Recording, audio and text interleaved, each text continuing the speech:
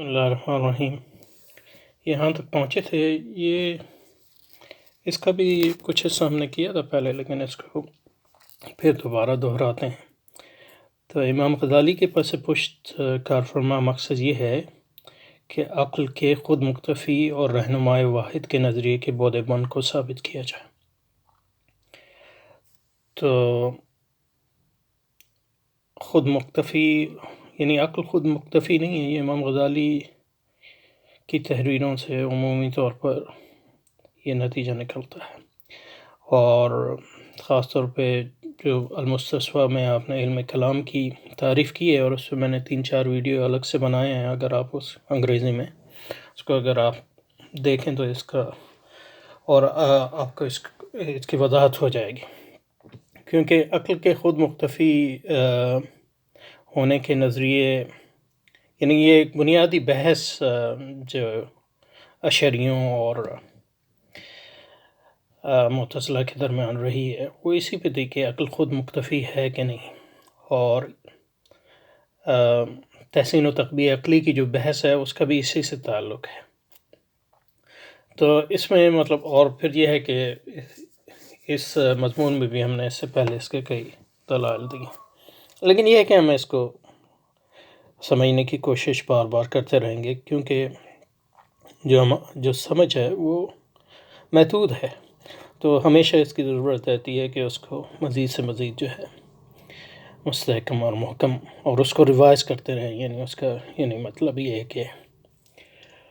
دہراتے رہیں، تاکہ مطلب اگر جو ہم نے وہ غلطیاں کی ہیں پہلے وہ لازم ہے، کیونکہ مطلب یہ کہ اگر آپ یہ سمجھتے ہیں کہ آپ انسان ہیں تو غلطیاں تو لازم ہے، یعنی صرف پیغمبروں جو ہے غلطیوں سے معصوم ہے، کیونکہ اللہ تعالیٰ نے اس کی ضمانت لی ہے۔ اس کے علاوہ کوئی مخلوق جو ہے، حتیٰ کہ مطلب جو صدیقین شہداء، ان کے بارے میں بھی ہمارا اللہ ان کو اللہ تعالیٰ کی رحمت سے امید ہے کہ اللہ تعالیٰ ان کو غلطیوں سے بری رکھتا ہے، لیکن یہ اس کا کوئی حتمی وہ نہیں ہے، صرف اور یہ اہل سنت کا ایک اجماعی عقیدہ ہے۔ تو امام غزالی کے پس پشت کارفرما مقصد یہ ہے کہ عقل کے خود مکتفی اور رہنمائے واحد کے نظریے کے بود بن ثابت کیا جائے، اور یہی آپ کی فکر کا نہایت اہم نقطہ ہے۔ تو اس پہ میں کچھ بات کرنا چاہتا ہوں۔ دیکھیے، لوگ جو ہیں تحفظ الفلاسفہ کا مطالعہ کرتے ہیں، مسلمان بھی غیر مسلمان بھی کئی وجوہات سے کرتے ہیں، مطلب یہ کہ کچھ لوگ اس کا مطالعہ کرتے ہیں ایک فلسفے کی کتاب کی حیثیت سے، جیسے ہم دوسری کتابوں کا مطالعہ کرتے ہیں، یعنی مطلب یہ کہ افلاطون کی کتابوں یا ارسطو کی کتابیں یا معاصر فلسفیوں کی کتابیں، فلسفی کی کتاب، اس میں کوئی شک نہیں ہے کہ ایون جیسا کہ ہم نے بار بار کہا کہ امام غزالی کا جو منہاج ہے وہ علم کلام کا منہاج ہے، یعنی یہ ان کا مقصد ہے اس کتاب سے، لیکن جو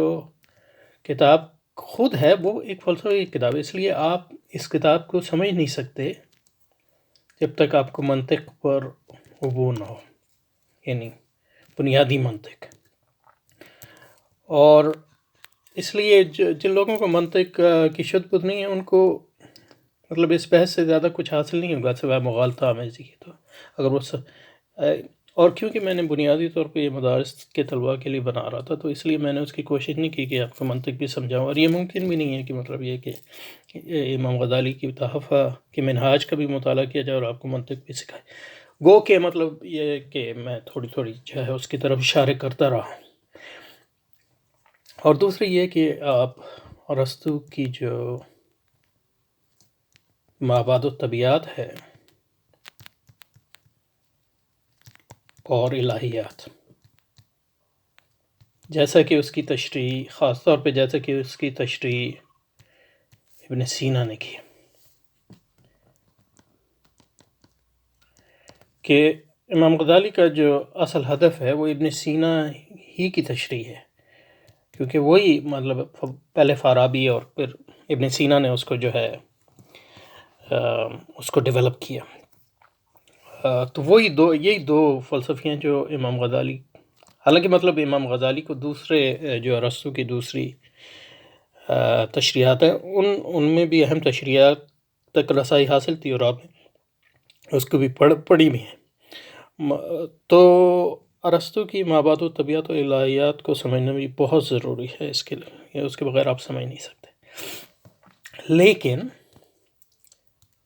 اس عمومی تناظر تو اس سے تو کوئی مطلب یہ ہے کہ مفر نہیں کہ آپ کو منطق بھی آنا چاہیے، آپ کو ارسطو کی الہیات اور ابن سینا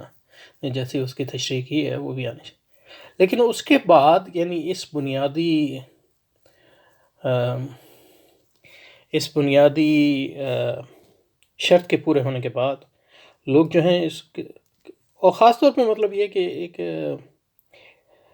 چیز ہے، آپ دیکھیں کہ ایون یعنی مطلب یہ کہ انگریز مستشرق جو ہیں اس کا مطالعہ کرتے ہیں، خاص طور پہ عیسائی، ہے نا، آپ ان کے ترجمے کو دیکھیں تو اس میں غلطیاں اس لیے پائی جاتی ہیں کہ بہت سے وہ لوگ جو ہیں فلسفی نہیں ہیں اصل میں، صرف یعنی انہوں نے عربی تھوڑی بہت سیکھ لی ہے اور کتاب پڑھ سکتے ہیں، لیکن کیونکہ فلسفی نہیں ہے اس لیے جب ترجمہ کرتے ہیں یا اس پر بحث کرتے ہیں اس میں کافی غلطیاں بھی کرتے ہیں۔ اور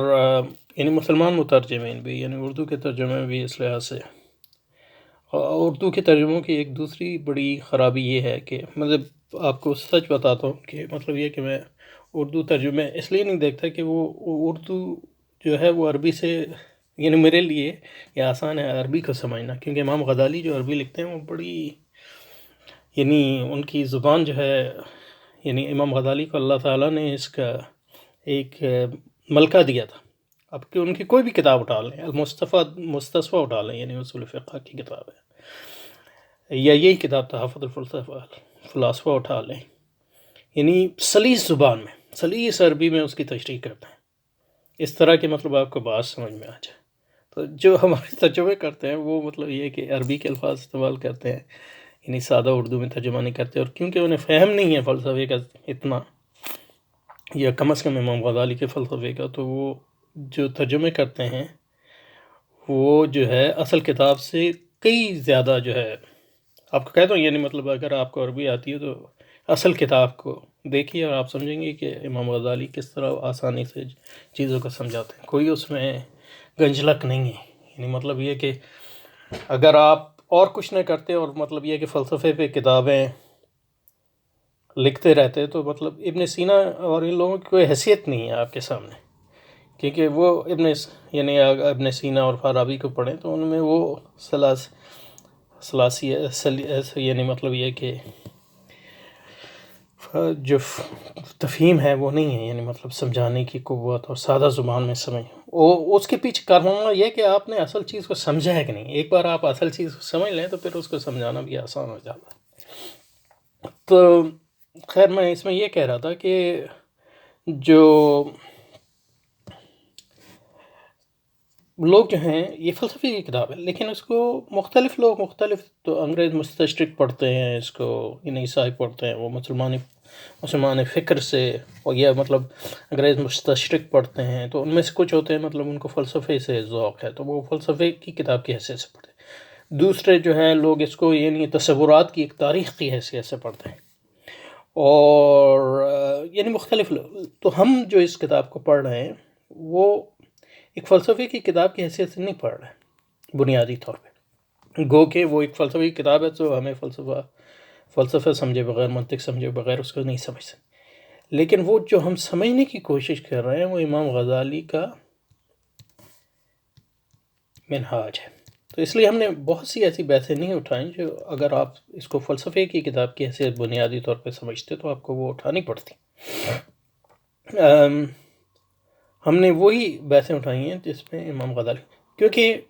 بہت سے ایسے مسائل ہیں جیسے عالم کے قدیم ہونے کا مسئلہ ہے،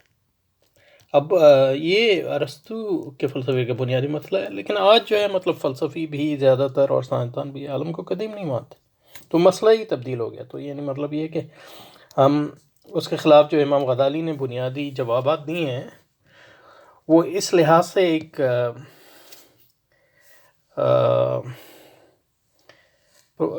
یعنی مطلب یہ کہ پرانے ہو گئے ہیں کہ اب وہ بحث ہی نہیں رہی ہے، لیکن اس کو پڑھنے کا مقصد یہ ہے کہ ہم سمجھیں کہ امام غزالی کس طرح ایک عمومی طور پر ایک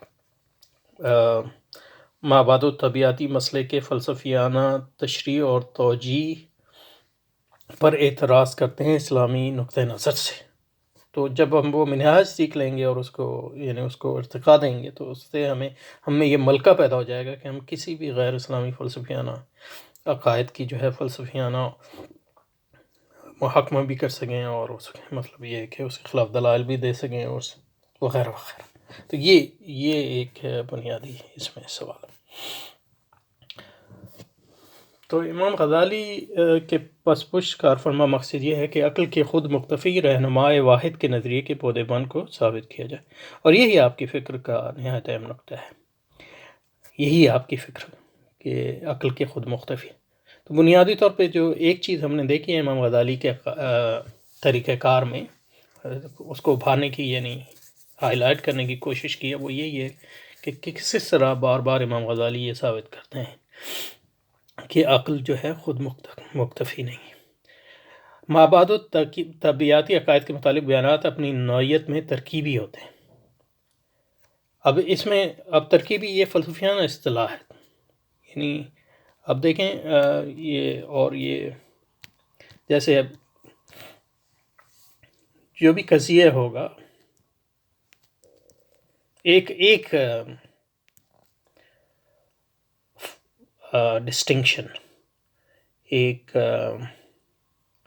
ڈسٹنکشن کو اردو میں کیا ایک فرق نہیں، خیر اس کے لیے مناسب لفظ استعمال کریں تو ایک جو ہے ڈسٹنکشن جو ہمارے یہاں ہے قضیے کا، پروپوزیشن کا،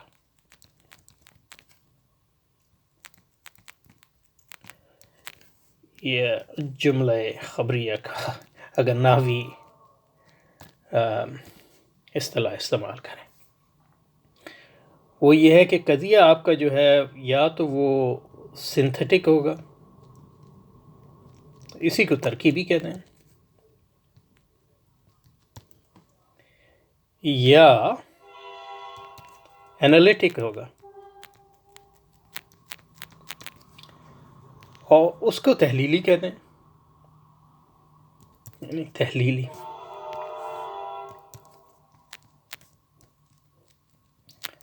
تو یہ بنیادی تقسیم ہے قضائے خبریہ اور یہ بیسک پروپوزیشن کی، یا تو وہ ترکیبی ہوں گے اور یا تحلیلی ہوں۔ تو ترکیبی میں یہ ہوتا ہے کہ آپ جب قضیے کی بات کرتے ہیں یا جملہ خبریہ کی بات کرتے ہیں تو اس میں ایک جو ہے مبتدا ہوتا ہے اور ایک خبر ہوتی ہے، اور اسی مبتدا کو جو ہے منطقی زبان میں موضوع کہتے ہیں، اور خبر کو منطقی زبان میں محمول کہتے ہیں۔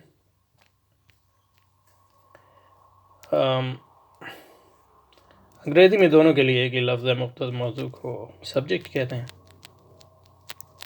اور محمول اور خبر کو پریڈیکیٹ کہتے ہیں،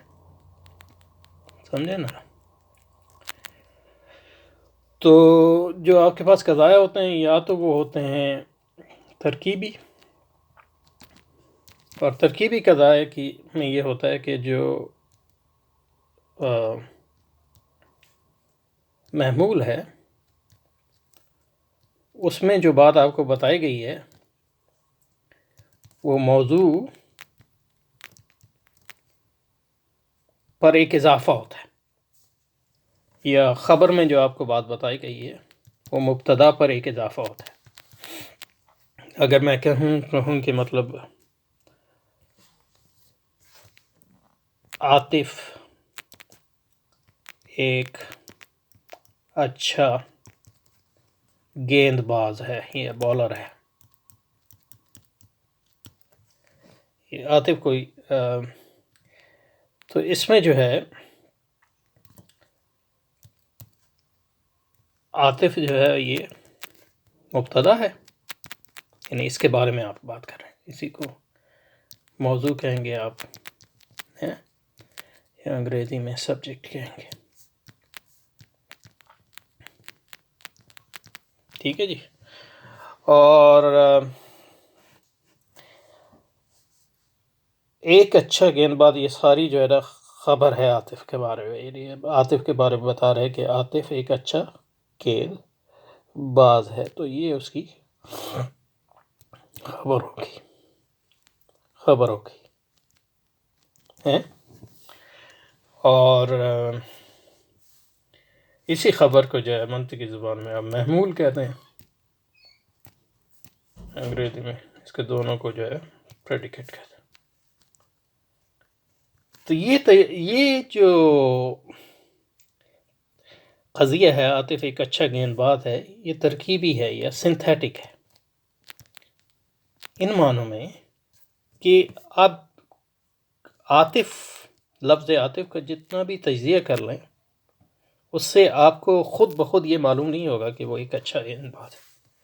تو اس کا مطلب یہ ہے کہ خبر میں آپ کو ایک ایسی بات بتائی جا رہی ہے جو عاطف میں موجود نہیں، سمجھے؟ تو ترکیبی قضایا یا ترکیبی جملے وہ جملے ہوتے ہیں جن میں خبر یا محمول جو ہے مبتدا اور موضوع پر ایک اضافہ کرتا ہے، ایک ایسی چیز بتاتا ہے جو پہلے اس میں موجود نہیں تھی. تو اس کو اجزاء ترکیبی، اس کو قضاء ترکیبی کہتے ہیں. اس کے برعکس قضاء محمول قضاء تحلیلی جو ہوتے ہیں،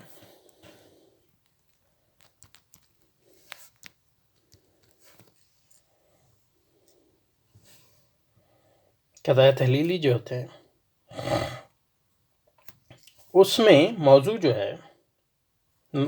خبر جو ہے وہ مبتدا پر کوئی اضافہ نہیں کرتی، وہ بنیادی طور پہ اس بات جو موضوع میں موجود ہوتی ہے اس کی ایک تفصیل بیان کرتی ہے، لیکن اس میں کوئی اضافہ نہیں کرتے. اور اگر آپ کے پاس وہ محمول نہ بھی ہوتا تو آپ اگر موضوع کا تجزیہ کرتے تو آپ کو وہ محمول اسی موضوع کے اندر جو ہے مل جاتا. تو یہ جو ہے انالیٹک پروپوزیشن ہوتے ہیں. تو اس کی مثال جو ہے مطلب ریاضی سے دیتے ہیں، کیونکہ اس میں کافی مباحث ہیں. کچھ لوگ کہتے ہیں یہ موضوع ہے، کچھ تو اگر کہیں 2 اور 2 4 ہوتے ہیں،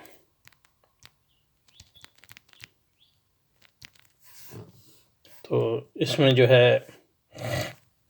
2 اور 2 جو ہے موضوع ہے، یہ مبتدا اس کو کہہ دیں، اور 4 ہوتے ہیں اس کی خبر ہے. لیکن اگر آپ کو یہ جو ہے اس میں کوئی اضافہ نہیں کر رہا، یعنی موضوع خبر جو ہے اس میں اضافہ نہیں کر رہا، بلکہ یہ کہ اگر آپ اس کا تجزیہ کریں تو یہ اس میں اور موجود. تو صرف اس کا مقصد یہ ہے کہ اس کی تفصیل بیان کرنا. اور عمومی طور پہ ہم یہ اس وقت کرتے ہیں جب جو موضوع جو ہے یا مبتدا جو ہے وہ پیچیدہ ہوتا ہے، تو یعنی عمومی طور پہ اس سے ظاہر نہیں ہوتی. لیکن یہ مثالیں ہم جو ہے بنیادی اس لیے دیتے ہیں تاکہ اس کو مطلب تشریح اور توضیح کو جو ہے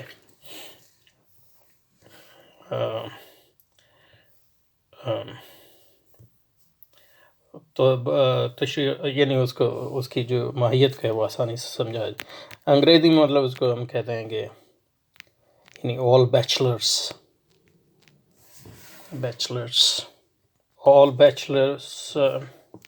یہ دیتے ہیں all bachelors are unmarried persons. یعنی اردو میں اگر اس کو لکھیں تو گوارا یاد نہیں آ رہا تھا تو میں نے انگریزی میں لکھنا شروع کر دیا. تمام گوارے خیر شادی شدہ افراد ہوتے ہیں مثلا. تو یہ ایک تحلیلی قضیہ ہے کیونکہ اس میں یہ مبتدا ہے اور یہ آپ کی خبر ہے، یہ مبتدا ہے اور یہ آپ کی خبر ہے. اور مبتدا کو منطقی جو ہے موضوع کہتے ہیں، خبر کو محمول کہتے ہیں. تو مبتدا جو خبر ہم کو جو بات بتا رہی ہے وہ جو ہے مبتدا میں موجود ہے، یعنی کوئی ایڈ نہیں کر رہا.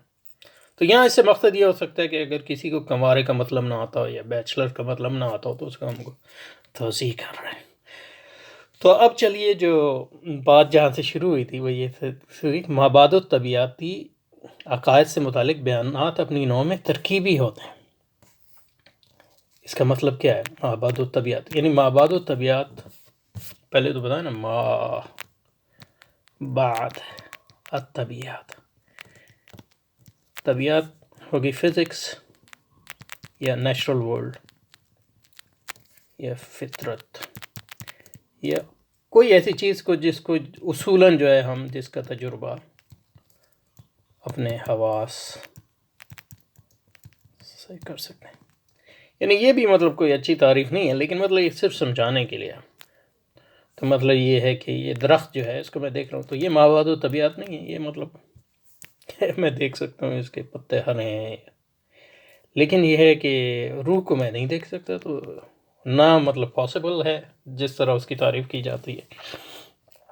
تو اس کے بارے میں جو بات ہوگی وہ مابعد الطبیعات ہوگی، اور مسائل اس لیے پیدا ہوتے ہیں کیونکہ ہم روح کو دیکھ نہیں سکتے، تو لوگ کہتے ہیں کہ ہے کہ نہیں ہے، اگر ہے تو اس کی ماہیت کیا ہے، اس کی نوعیت کیا ہے۔ تو مطلب اس میں یعنی صرف تکہ بازی ہی ہوگی، اگر مطلب یہ آپ کو یا مطلب یہ ہے کہ جو ہم فطرت سے بات سمجھ لیتے ہیں اس سے ایک مشابہت پیدا کر کے اس کے بارے میں کچھ بات کرنا چاہتے ہیں، ورنہ مطلب یہ کہ روح بطور ایک مابعد الطبیعاتی تصور کے جو ہے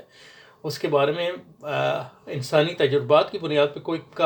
بات کہنا اس لیے ناممکن ہے کیونکہ مطلب یہ ہے کہ وہ انسانی تجربات سے بالا ہے، سمجھے نا جی۔ اسی طرح مطلب خدا کے بارے میں،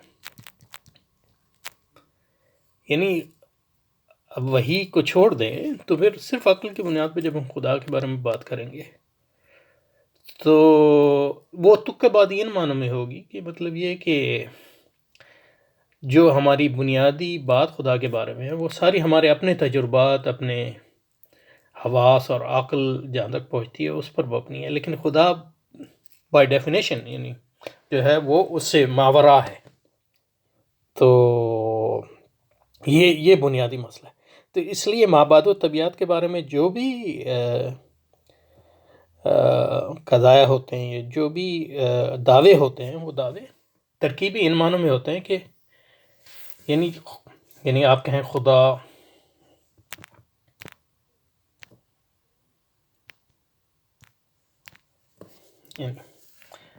قدیم ہے، مثلا یہ نعوذ باللہ کوئی کہ خدا حادث ہے، یہ دونوں مابعد الطبیعاتی قضا ہیں۔ اس میں خدا جو ہے مبتدا ہے، یعنی لفظ خدا،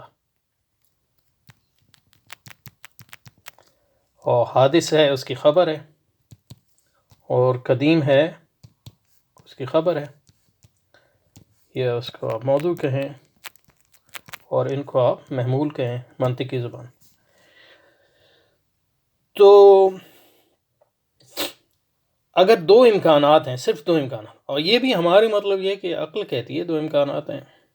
اب عقل کی بات تو یا تو کوئی چیز حادث ہوگی یا قدیم ہوگی، صحیح ہے۔ پرنسپل آف کانٹرڈکشن یعنی اصول تضاد پر ہم کیونکہ عقل کی بنیاد ہے تو اس لیے ہم کہتے ہیں کہ مطلب یہ تو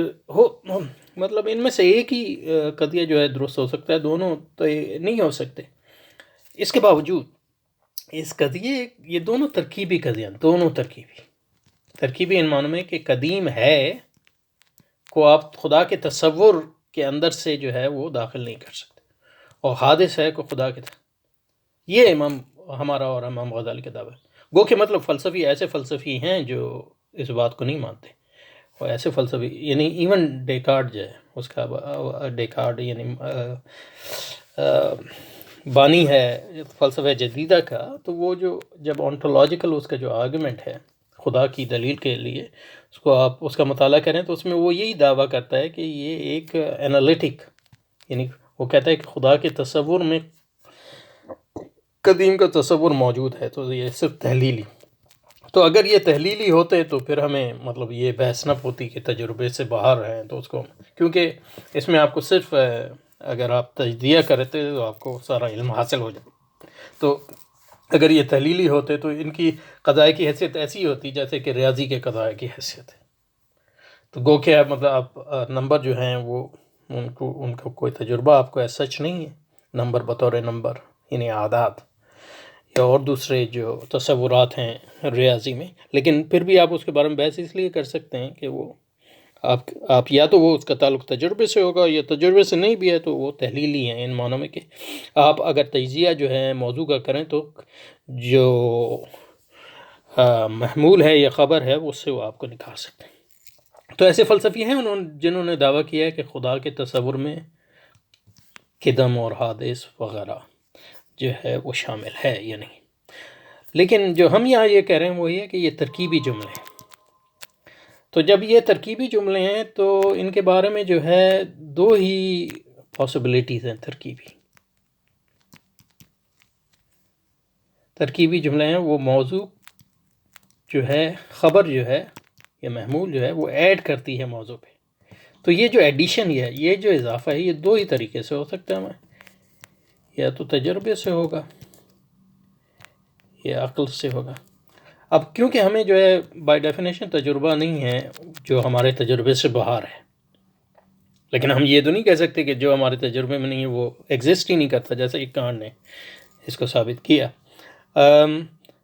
تو دوسری وہ یہ رہے کہ عقل کی مدد سے. اب عقل کے بارے میں یہ ہے کہ عقل، ہم جانتے ہیں کہ عقل میں تحلیلی صلاحیت ہے، تصورات دیتی ہے ہمیں، لیکن اس پہ جو ہے عقل کیا ہمارے تجربے میں اضافہ کر سکتی ہے یا نہیں کر سکتی، یہ ایک مختلف فی بحث ہے. اور اگر کر بھی سکتی ہے جیسے تجربے کی بنیاد پہ وہ قیاس کریں تو مطلب وہ ہم زندگی میں بھی کرتے ہیں، لیکن اس کے لیے تجربہ تو ہونا چاہیے نا. لیکن جب اب خدا کے بارے میں ہمیں کوئی تجربہ نہیں ہے تو اب وہ عقل کس بنیاد پہ کرے. تو کچھ فلسفیوں نے کہا کہ عقل کی بھی آنکھ ہوتی ہے، جیسے کہ ہماری بدن کی آنکھ ہوتی ہے اور عقل کی آنکھ سے وہ دیکھ سکتی ہے. لیکن بات یہ ہے کہ اب وہ جو فلسفیوں کو اگر عقل کی آنکھ ہے اور جس سے وہ خدا کو دیکھتے ہیں یا نہیں دیکھتے یا عالم بالا کو دیکھتے ہیں، تو مطلب اس کو یہ ایک یعنی سبجیکٹیو تھنگ، ایک مطلب یہ ہے کہ آپ کی اپنی اندرونی نفسیاتی چیزیں ہیں. کوئی اس کے بارے میں تحقیق نہیں کر سکتا کہ وہ ٹھیک ہے نہیں ہے، کیونکہ میرے پاس میری آنکھ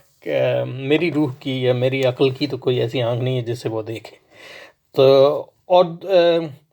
ایون اگر ہم یہ مان لیں کہ مطلب عقل کی آنکھ ہے، اس کی بنیاد پہ جو ہے وہ ہمیں خبر دیتی ہے خدا کے بارے میں، تو جو مختلف آنکھیں ہیں وہ مختلف چیزیں دیکھتی ہیں، تو اس کے بارے میں کوئی آربیٹریشن جو ہے وہ ہمیں نہیں ہو سکتی، کیونکہ ہماری جو بدن کی آنکھ دیکھ رہی ہے، اگر میں اور آپ اس پر مختلف ہو جائیں کہ وہ جو گھر دور سے میں دیکھ رہا ہوں اپنی کھڑکی کے باہر سے، اس کی دیوار کا جو رنگ ہے وہ سیاہ ہے یا کالا ہے یا سفید ہے یا گلابی ہے، وہ کیا ہے، اگر اس میں ہم اختلاف بھی ہمیں ہو تو ہم قریب جا کے دیکھ سکتے ہیں. تو وہ مطلب ایک ریفرنس ہے جس کی بنیاد پہ ہم اپنے اختلافات کو دور کر سکتے ہیں. لیکن یہ کہ مابعد طبیعت کے بارے میں ہمارے پاس کوئی ایسا ریفرنس نہیں، تو انہی معنوں میں ہم کہتے ہیں کہ عقل جو ہے مکتفی نہیں، کیونکہ وہ یعنی مابعد طبیعت کے بارے میں سمجھے نا. کیونکہ مابعد طبیعت کے بارے میں پہلی بات تو یہ ہے کہ اس کو یعنی تجربے کے بغیر اس کو صرف تصورات دے سکتی ہے، کیونکہ تجربہ تو مابعد طبیعت کا نہیں ہے. اور اگر اس کو مان بھی جائے کہ عقل کی کوئی آنکھ ہے تو اس کے بارے میں ہمیں کوئی ریفرنس یعنی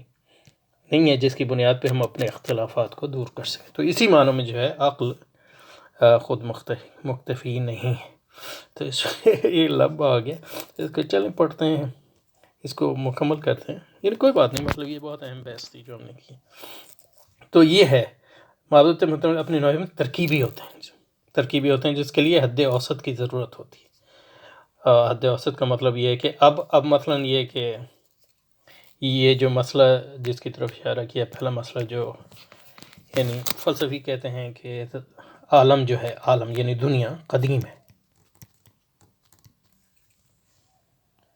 اور ہم کہتے ہیں عالم حادث ہے، صرف اللہ قدیم ہے.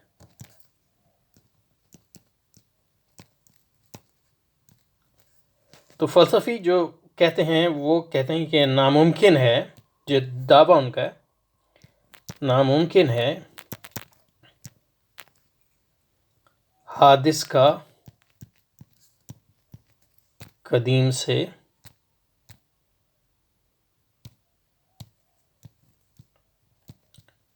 سے صدور۔ تو دو ہمارے ہاں ہیں، حادث ایک حد ہے اور قدیم ایک حد ہے۔ اب یہ دونوں مختلف حدود ہیں،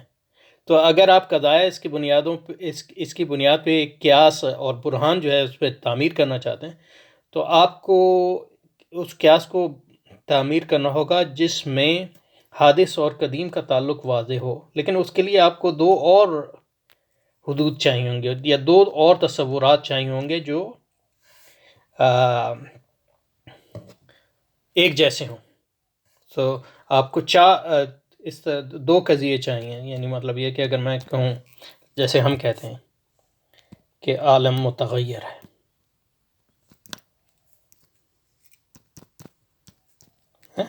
اور دوسرا ایک قضیہ، یعنی یہ ہماری کلام کی کتابوں میں یہ چیز آپ کو مل جائے گی، عالم متغیر ہے، اور پھر ہم کہتے ہیں کہ ہر متغیر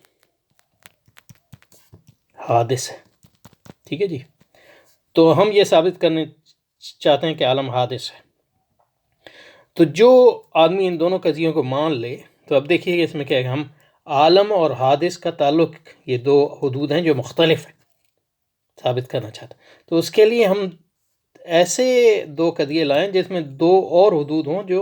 دونوں میں ریپیٹ کر رہی ہوں، اسی کو حد اوسط کہتے ہیں۔ تو اسی بنیاد پہ ہم پھر یہ نتیجہ نکال سکتے ہیں کہ عالم حادث ہے۔ لیکن امام غزالی جو کہہ رہے ہیں کہ فلسفیوں کے پاس جو ہے ایسی کوئی حد اوسط نہیں ہے جس کی بنیاد پہ جو ہے وہ یہ ثابت کر سکیں، فار ایگزامپل کہ عالم جو ہے قدیم ہے، تو یہ بات کریں۔ تو مابعد و طبیعتی عقائد سے متعلق بیانات اپنی نوع میں ترکیبی ہوتے ہیں، جس کے لیے حد اوسط کی ضرورت ہوتی ہے۔ اس کے علاوہ استخراجی طریقہ کار کے درست ہونے کے لیے بھی یہ ضروری ہے۔ استخراجی طریقہ کار یہی ہے جو ابھی میں نے بیان کیا، یہ استخراج ہے، یہی استخراجی طریقہ کار ہے کہ دو قضیے سے ہم شروع ہوتے ہیں اور اس سے ایک تیسرا قضیہ نکالتے ہیں۔ تو آپ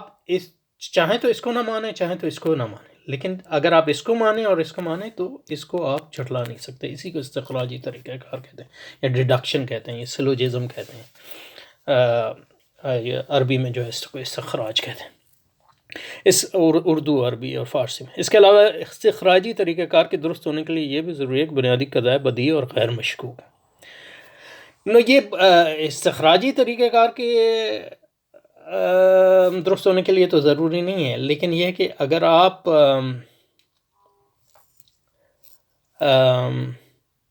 ایک برہان، یعنی ایسا